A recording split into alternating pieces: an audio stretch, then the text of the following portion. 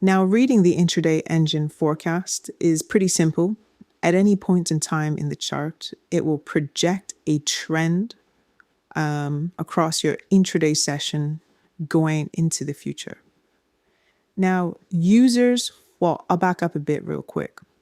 The Intraday Engine, the way it works from a systematic point of view, it is looking over the whole lifetime of your intraday asset.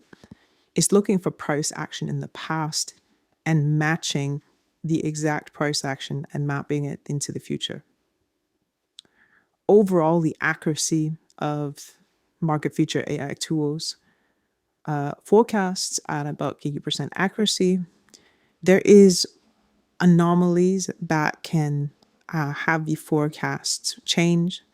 Things like, random news events, if maybe World War III tomorrow is going to break out, things of that nature. But, often even through things like FOMC, rate change meetings, even through a lot of the events that govern changes in assets, often forecasts and predictions do remain similar.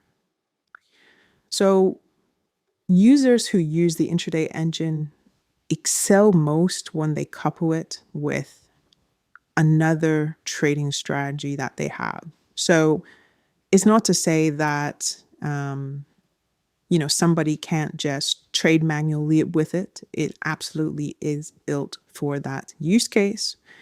However, if you are a trader who's just FOMOing in and out of trades with really no adherence to market structure or some type of, benchmark strategy,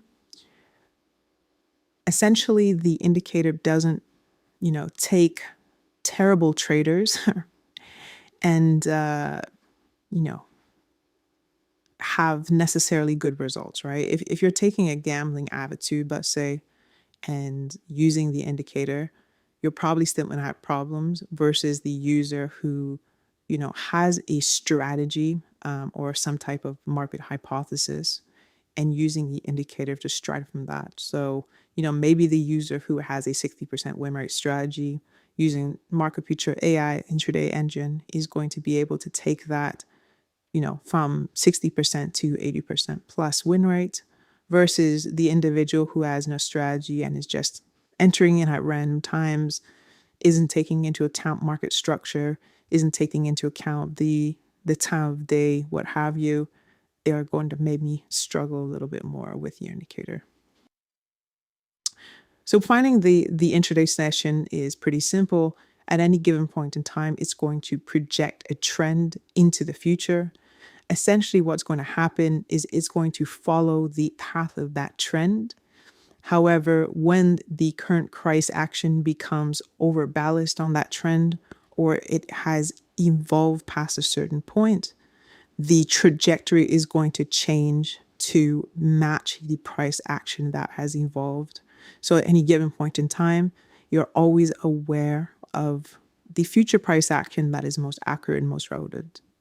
Looking back into the past, we can see how well the forecast has matched the past price action with a very high degree of accuracy.